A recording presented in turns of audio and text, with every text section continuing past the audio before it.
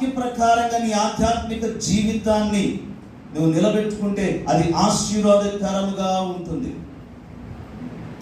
అందుకే అది మాత్రమే కాదు అంటాడు. ఏమంటాడంటే మీరును ప్రేమ కలిగి ఒకరినొకరు ప్రేమ కలిగి ఉన్నప్పుడు, మనిషిని చూసి కలిగేది ప్రేమ కాదు, హృదయాంతరంగంలో నుంచి ఒకరినొకరు అర్థం చేసుకున్నప్పుడు కలిగేదే వాస్తవమైన ప్రేమ. చాలా మంది ప్రేమ అంటే ఆ బాడీ స్ట్రక్చర్ను చూస్తారు, ఆ లాంగ్వేజ్ని చూస్తారు, వాళ్ళ విధానాన్ని చూస్తారు.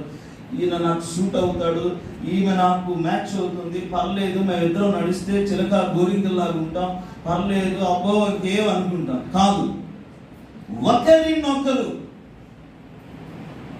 అర్థం చేసుకోవాలి అంటే దేవుని వాక్యము, నీ జీవితంలో దేవుని వాక్యము చాలా ప్రాముఖ్యమైనది.